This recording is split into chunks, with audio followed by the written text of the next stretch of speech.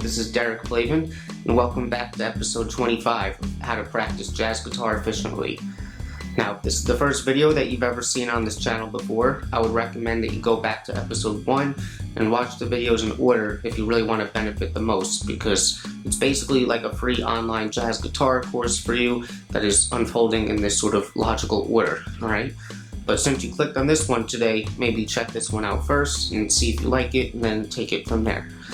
So anyway, today I want to start to show you some of the things that I do to work on my time, like I said.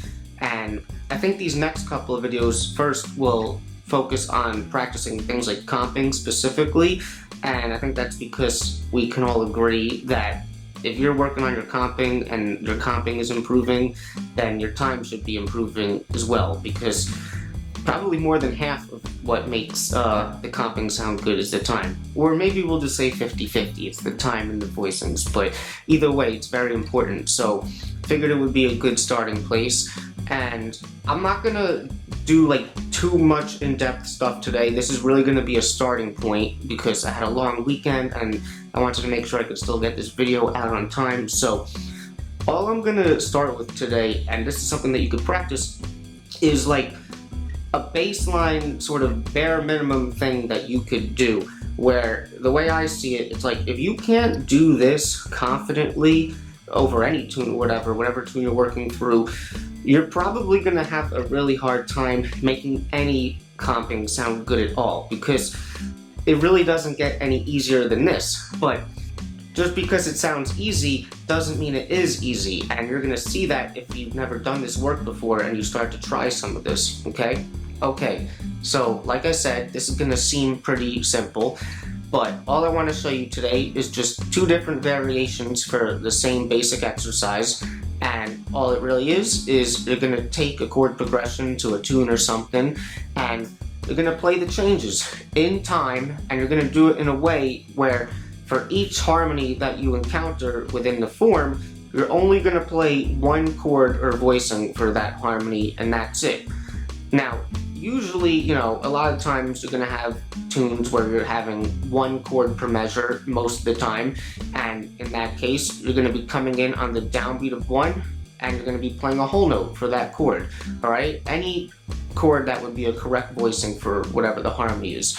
And if you did happen to have 2 chords per measure, which is fairly common as well, you can play 2 chords per measure where each distinct harmony will get a half note each, but that's still only giving 1 chord to each harmony, alright? And you may realize that this is kind of similar to the chord tones and half notes exercise that we've been doing.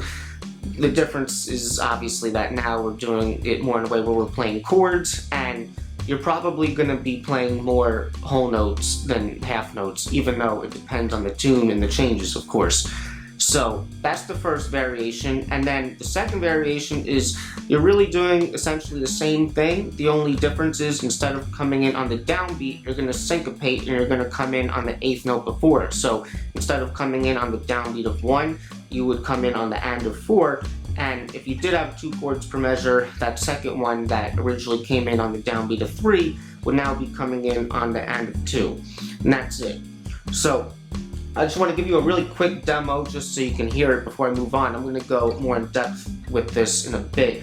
And I won't put the metronome on now, but I will later. But I'll count you in.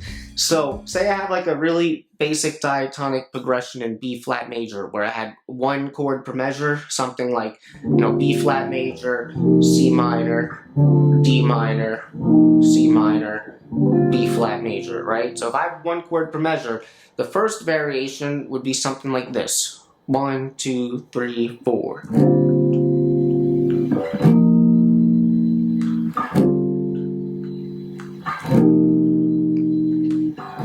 Right? And then second variation, which would be the syncopated version coming in on the upbeats before, would sound like this. 1, 2, 3, 4.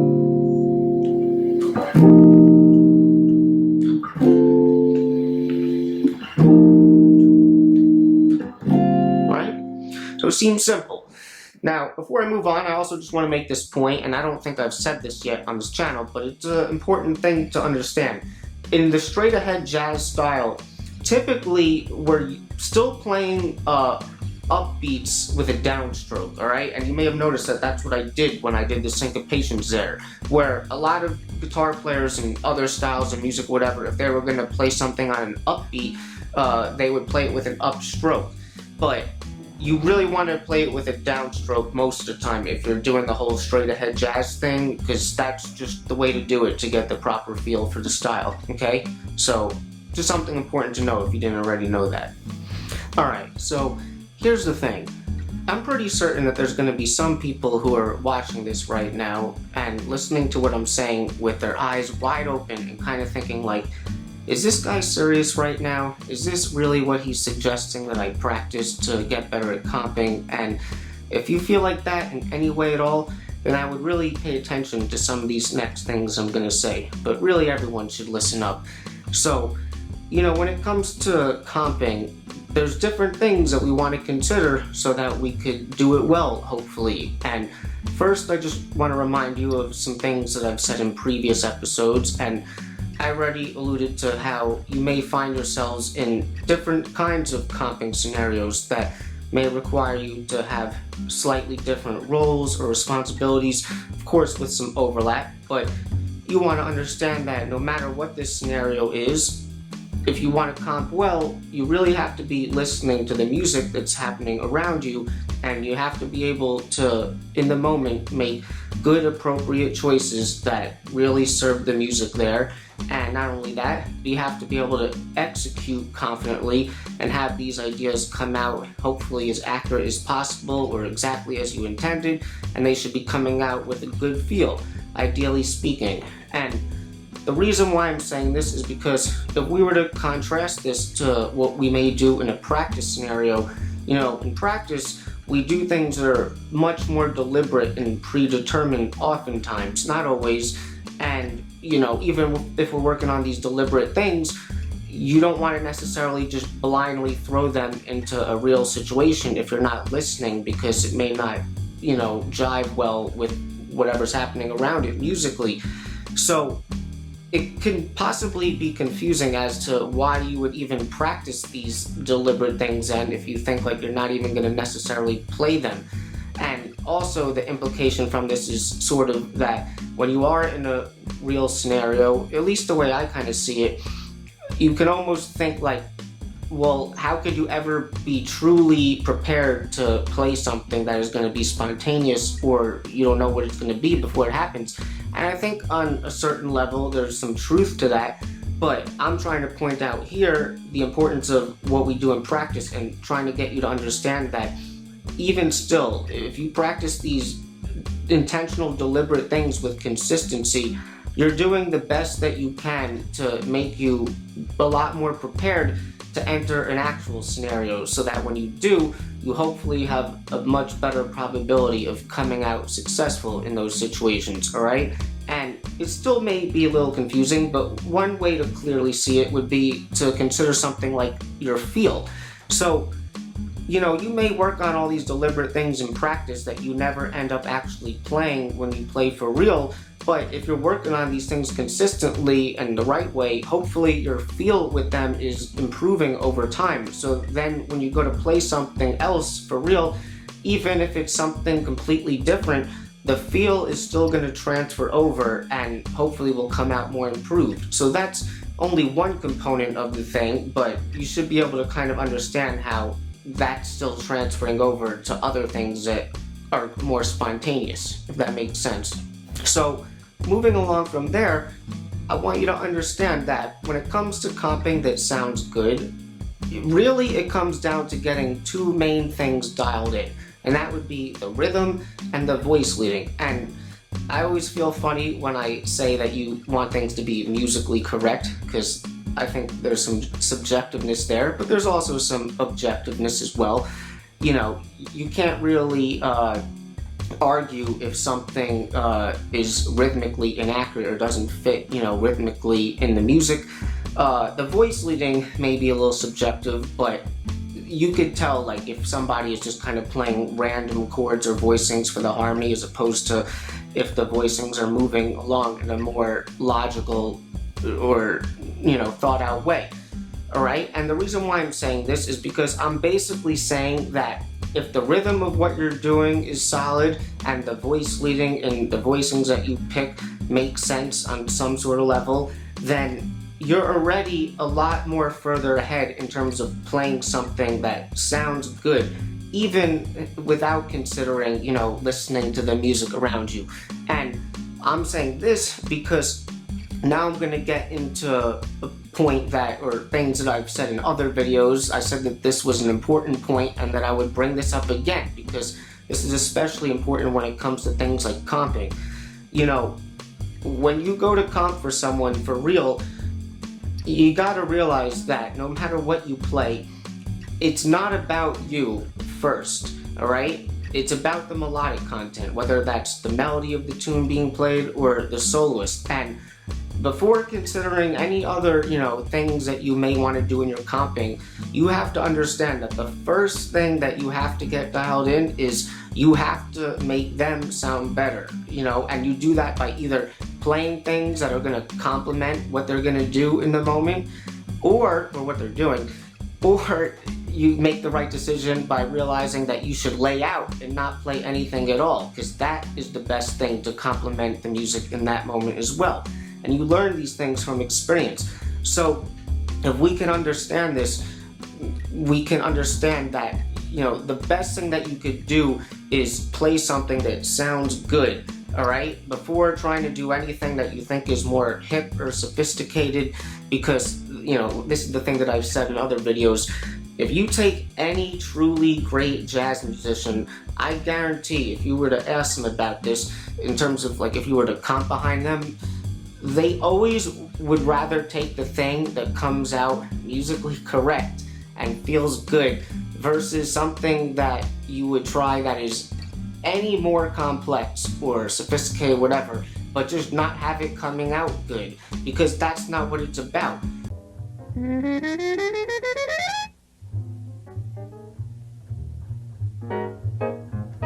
Of course, if you could pull these things off and add a little bit of sophistication or uniqueness or whatever, yeah, that's good, of course. But not if you're gonna mess it up and you don't know what you're doing, alright? Because here's the thing.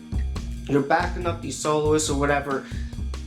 You gotta understand that no matter what you play, they want to feel comfortable playing behind you so that they can do what they want to do. So, like I said, it's about the time and the voice leading. So especially more the time. If you could clearly state the time for them so that they know exactly where it is and they're totally clear about the form and everything, and that's also stated by the harmony as well, then they could comfortably do what they want to do. But if you're gonna try to go for things too much and you're gonna mess it up, you're gonna drop beats, or it's gonna start to rush or drag, or you pick the wrong voicings or whatever, if you're going to start to do any of that stuff without confidence or certainty, then it's going to be a lot harder for the soloist to feel comfortable for them to do what they want to do over the music, alright? So it's extremely crucial to understand this, alright? Even if people say your comping is great, or even if you want to, strive to do these more advanced things, and we will, that's fantastic. But I think it is extremely important to realize this. And this exercise that we're talking about today, let's talk about it on the downbeat. That's even less hip than this syncopated version of this exercise. I need you to understand that playing that correctly, over a tune, if you were going to back up like a soloist or something, is always going to sound better for this situation than, like I said, you attempting to do anything else and almost do your impression, or you're pretending to show what jazz comping is.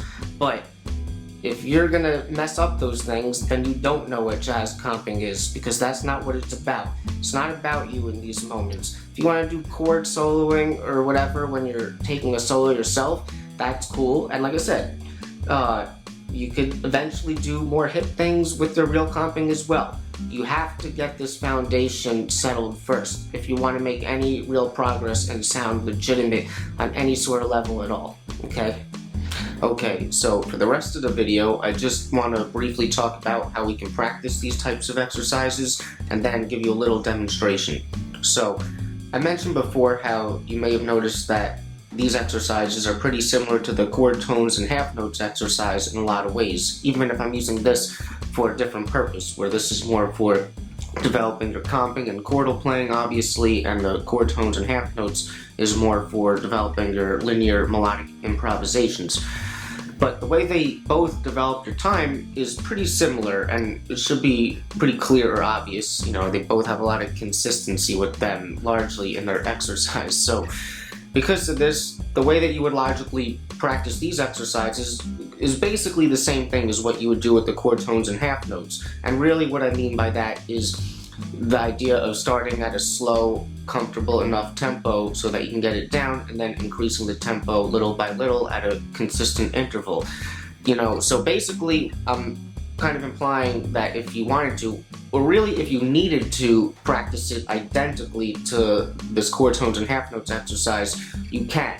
However, you know, even though it is basically the same thing and you should do it in time with the metronome and everything, in my real experience, I've noticed some inevitable, you know, subtle differences, and nothing too crazy, and it's crazy that I even ramble about this right now, but really the only differences that I've noticed are like, with the chord tones and half notes, I'm focusing more on the idea of starting at a slow tempo and building it up, like, all the time, because that's really the focus of it, because no matter what sort of skill I may have reached with this type of exercise in the past, I'm still using it to warm up my mind if I feel like I need to, and that's when I still will feel like I want to do this exercise. If I feel like I'm lacking in that sort of thing and my mind isn't connecting the harmony fluently, I'll go and do this exercise. So I'll always start at a slow tempo no matter what I do this exercise with. But with the exercise that I'm showing you today, I would say that the focus is more on the endurance element and the consistency and the feel, and just trying to develop a feel and to be able to keep it going consistently without stopping, and, you know, have it be largely correct and all that stuff that we've talked about.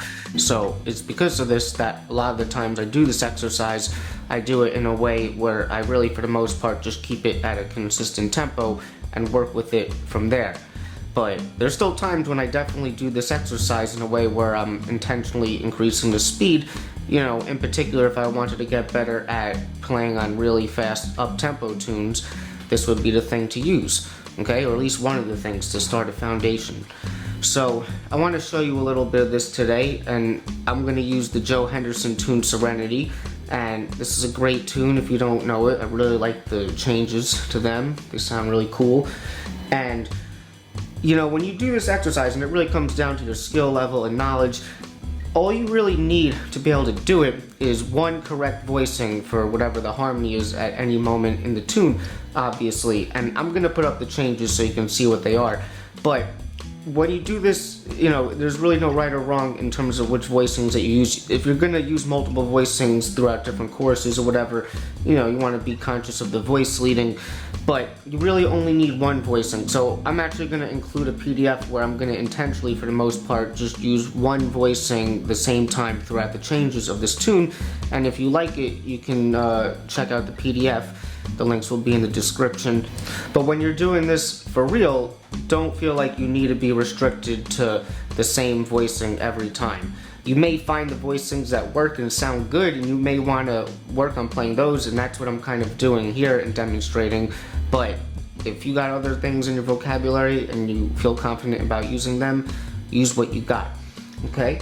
Okay, so I'm going to do this today at 150 beats per minute per quarter note with the metronome on 2 and 4, and I just want you to keep in mind what I was saying before about how really the point of doing an exercise like this is to improve your endurance or your fluency with your comping overall, so that if you're going to do it for a prolonged period of time, your accuracy and your overall feel would just be better, okay? So the only way to really develop that would be to do chorus after chorus in a row without stopping for a prolonged period of time. But obviously, for time's sake, I'm not going to do anything too long, but what I will give you is 4 choruses in a row, and the first 2 choruses will be on the downbeat, where the first one will be just the voicings that I'll have in the PDF if you want to check it out, and then the second time will still be on the downbeat, but I'll give myself a little bit more freedom to do other things if I'm feeling them, but still largely just the same voicings. And then the second 2 courses will be the same thing, but with the upbeat. So first time through,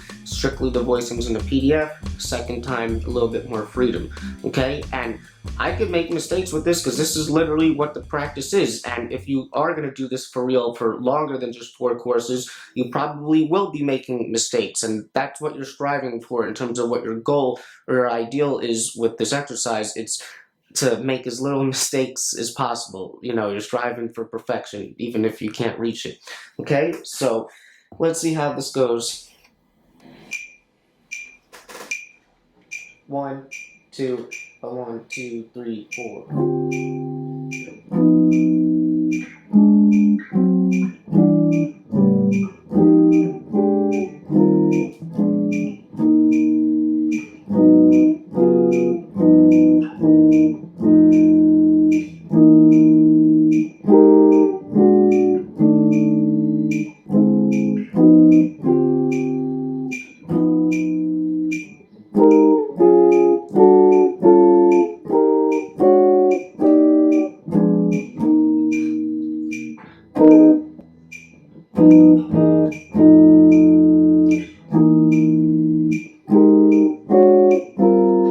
Alright, here's the upbeats.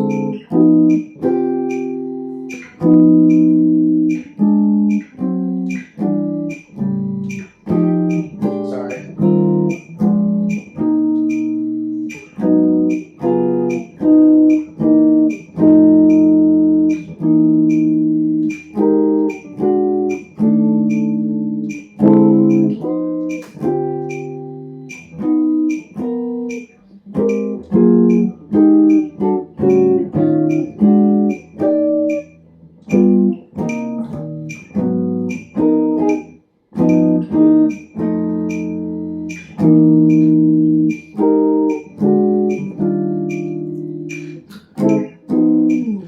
Right? So, hopefully you get the idea with that. So, you know, I'm critical of my playing a lot of times, and that was certainly not perfect all the way through by any means, but I'm glad that it happens like that sometimes, because I want you to notice, just like I noticed, that when you do stray away and you're not confident in what you're doing, per se, it's going to mess up the feel. And if I were to basically try to play over what I just recorded there, that's when you're also really going to find out like how good your comping really is. Because if you're trying to play over your own stuff and it's not feeling comfortable at certain points, that'll really tell you what you need to work on. So that in and of itself is also a really great exercise, okay? So we'll just leave it there today. And if you have any questions or comments or anything, please put it in the comments. I'm here to help. So in the next episode, hope you're ready for the next episode. Hey, we're going to continue talking about basic comping stuff for now, and we'll talk more about the standard traditional rhythms with the Charleston and the Freddie Green thing. So pretty fundamental stuff, but you got to start somewhere, and you got to make sure that this is solid first. All right, so that's it. I hope you guys enjoyed that, and I'll see you guys in episode 26. Swinging and playing the blues. That's what we about. I try to help you.